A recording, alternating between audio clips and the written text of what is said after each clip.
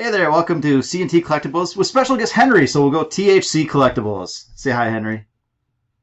He's going to be a silent partner tonight, I think. So, all right. We're going to do our buy and sell. We're going to take a look at a few of the players that had really good weeks before the All-Star break started. And we get started again tomorrow. Real Baseball starts up again. So we're getting this in just under the wire. And see if we're buying or selling them. And then we're going to add in our mid-season awards as well. Just kind of do a little check-in around the horn and see who's the clubhouse leader, according to us, for Cy Young, MVP, Rookie of the Year, all that kind of good stuff here. So let's take a look at a few players that had some good weeks on the actual diamond last week. And we'll start off with Mr. Justin Verlander, who had... he started one game and he won one game. Struck out 10. Left everybody that got on base. Left them there. 462 BABIP, so a little bit unlucky. But, I mean, honestly, it was such a small sample size that number gets skewed. We don't put a lot into that. ERA of 0 and XFIP of 0.52. For the season, 12 wins on the season, striking out 8.9 per 9. Walking a person and a half, leaving 81% of the batters that get on base, leaving them there.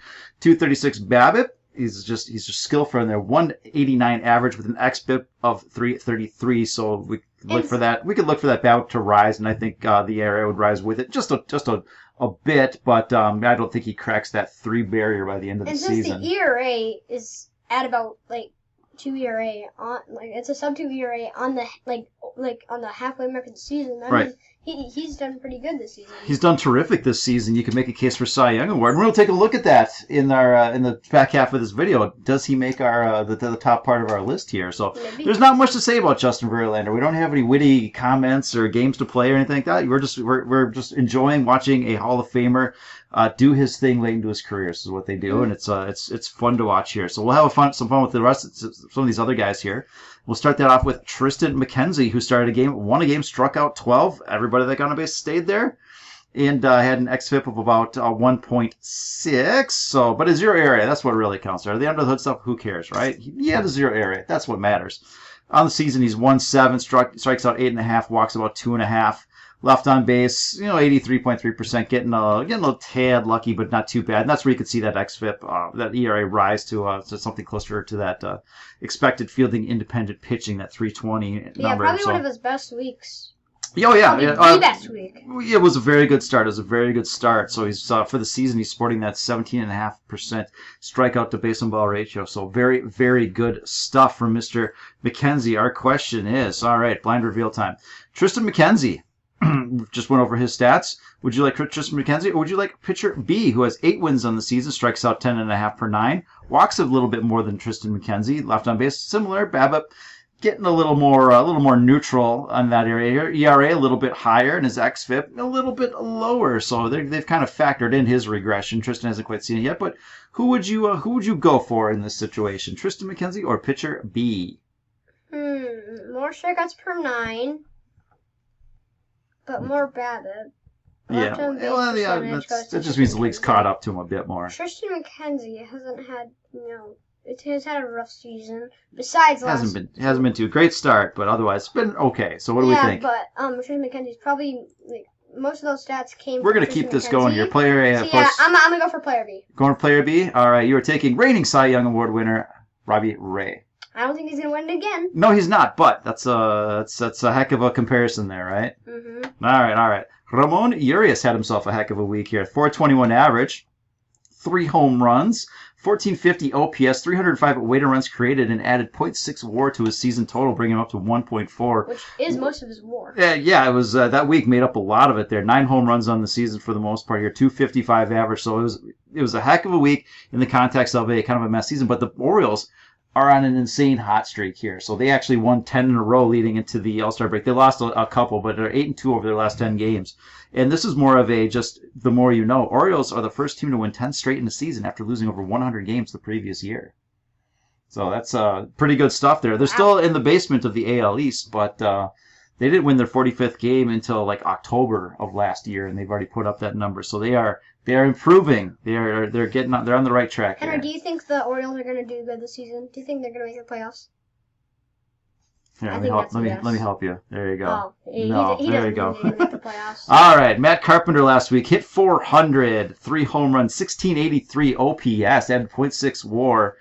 to his season total. He's only played 30 games, and he's really been on fire here. That is a crazy OPS. Exactly, and really over the last 30 games, and that's as much as he played this year. 1380 OPS, 278 weighted runs created, and 2.5 WAR. And for only 31 games, still hitting 13 home runs? Yeah, exactly. Extrapolate that out, so if you have 150 games, so that goes into 150 how many times? What's 15 divided by 3? 5, exactly. So multiply that by 5, and we're looking at an 11 WAR season. That's Babe Ruth, Barry Bonds type stuff here. So, blind revealed, Matt Carpenter. This is over the last 30 games versus player B over the last 30 games. 354 average, 13 home runs, 1380 OPS, 2.5 WAR. Or would you like the player with 225 average, 9 home runs, 828 OPS, and a single WAR to their name? Still a good bat, but do you like player A or player B?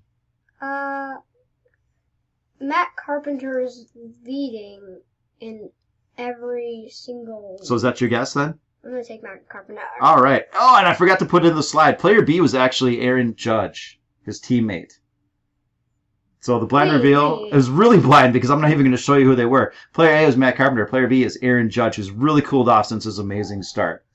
All right. Our final player here. Wait, he didn't have, good stats. I thought Aaron Judge was on fire this season. To start with, but over the last 30 games, which is what that was all about. Yeah, so he started okay, but the last 30 days, not so much. Carpenter's picked up the pace for him, and the Yankees are still doing just fine when you bring in a player and they do that. All right. Freddie Freeman last week, amazing average. Mm-hmm. Another amazing BABIP. Well, we don't care about that small sample size, but the OPS 1879 APS, almost 400 weighted runs created, and added almost a full point of WAR. One of the to his season. Exactly. So he's looking at a 7 or 8 win season, which is pretty incredible stuff. He just keeps getting better and better, like we all do with age here. So yeah, that 321 average on the season, 13 home runs, and nearly 1,000 OPS. So really pretty incredible stuff from Freddie Freeman. He's quickly adapted to Los Angeles here. And so our question here is, who has the better smile, Freddie Freeman? Freddie Freeman. Or Francisco Lindor? I know these are two pros here. It really. I was gonna say Freddie Freeman because nobody has a better smile than him, but Lindor is another tough. He's Mr. Smile, as a matter of fact. Exactly. So yeah, that's pretty amazing stuff. I don't know how you go wrong with this. Again, I'm still gonna have to say Freddie. All right, man. You say Freddie, you go for that. That sounds like a pretty good plan. Lindor's jawline does help us smile, but I'm still gonna go with Freddie. Sounds good. All right, we're gonna just take a quick pause here, set up our midseason awards, and we'll finish this up. All right, no big reveals here or anything like that. We're just going to go over Rookie of the Year, Cy Young, MVP, and see who won that first half award and what do we think about them going forward. So Rookie of the Year in the NL, it's a little bit more of an open race than the AL would be, but we're going to go with Spencer Strider for the Braves. Now, there's really kind of, I think it's between he and his teammate Michael Harris, who's had a very, very good start as well. But what Spencer Strider has done is more in that kind of that upper echelon territory for pitchers relative to Michael Harris. He's on a hot streak, but I don't think you can put him in that top tier of outfielders yet. So he's got 4 wins on the season, 114 strikeouts, and he's really got a nice strikeout to walk ratio. He's striking about 13 per 9, so that's a big number here. And he doesn't walk a ton relative to that, nearly 30 in that strikeout to base on balls percentage area. 3 ERA, and it looks like there could be some improvement. So he could probably keep it going, and if he does, you could be looking at your Rookie of the Year. But in the first half, I think that's your guy. Yeah. Thoughts? All right. Yeah, he has a good chance of winning it. I think so. So it's all about injury and stuff like that. But he's not pitching over his head or anything like that. And J-Rod. J-Rod. All right, no surprise here. Amazing week last week. Amazing week, yeah, and he continued into the All-Star break. He potentially got robbed. I don't know, in that home run derby. There's some shenanigans going on. Maybe he got robbed. Yeah, there you go. I see what you did there. So Rookie of the Year, AL, 275 average, 16 home runs, 135 weighted runs created, elite level bat here. He's got excellent speed on the bases, and in the outfield, 3 WAR on the season roughly. And if you put that over the course of a full season, you're looking at 5.5 wins. That's a pretty terrific season overall. That is a high-level all-star. So I think that's your clubhouse leader for the Cy Young Award in the NL, Sandy Alcantara. One of my favorite pitchers. Absolutely, having a terrific season. We talked about him recently. I do expect some regression in the second half, but since his first half was so good, He's banked a lot of positive stats here, and I think at the end of the road, maybe he doesn't win the Cy Young at the end of the season, but it should be a very, very good season overall. So he's 9th in wins. His 123 strikeouts puts him in the top 10. Strikeout to walk rate, he's in the 26th, and this is where things get a little bit hairy here. So ERA, second in ERA at 1.76, that xFIP at 330 is 16th. And so again, we're looking for potentially some regression up to that number, but I still think you have we talked about this, I think you think as well, sub 3 ERA season. So it'll be a terrific season. Don't know if he can keep this going for Cy Young, but within the season, these guys can maintain these outperformance metrics. You know, they don't always have to regress during the season. So we'll see if he can keep it going. In the AL, we're looking at Shane McClanahan, your clubhouse leader here. So 10 wins overall, which is second. 147 strikeouts, which is also second. Do you know who the leaders are for wins and strikeouts? And we just talked about the wins leader. He had 12. And we talked about him having a really good week. How did I forget? Verlander. Strikeouts. Dylan Cease is your strikeout leader. CNT favorite, Dylan Cease. But McClanahan, no shame being number 2, strikeout to walks. He is your number 1. That's elite level stuff. You know, typically the Cy Young Award winner, if you look at like the Scherzers and stuff, when they win, they're upwards of 40 strikeout to walk in percentage. But that's a very good number. First in ERA, first in xFIP. If there is regression, it should be minor. He's just lights out having one of those seasons here. All right, let's take a look at the. He's probably going to win the AL because I think so. He was first and second all of if he can, and it looks like he can kind of keep it going. Let's look at the Cy Old Award winner. And that's Justin Verlander, who will turn 40, I think, at the tail end of this year. He's first in wins, 11th in strikeouts, strikeout to walk ratio. He's in that very good to borderline elite territory. I'm going to say elite because he's Justin Verlander. ERA, he is third with a sub 2 ERA. And again, that xFIP, look for some regression, perhaps, because he does have a little bit of homeritis. But overall, what a terrific season. And if McClanahan falters at all, then this is the guy that probably steps up to take it. And he's getting pretty old, but he's still playing really well. Absolutely. That's what we do when we get older. We play better. All right. And MVP in the NL. Absolutely. All right. Do you know who that is? Goldie. There it is. Goldie, who's second in batting average. Who's first in batting average, Tom? Luis Arraez? Luis Arraez. My favorite Twins player. Absolutely. But Goldie's right there at a 330 batting average. 20 home runs are 14th overall. Whoa. 4th in RBI, 2nd in runs scored. He's 2nd in OPS with just over 1,000. He's in the 4 digits there. Weighted runs created, he's 2nd at 184. And he's 4.5 wins to the season.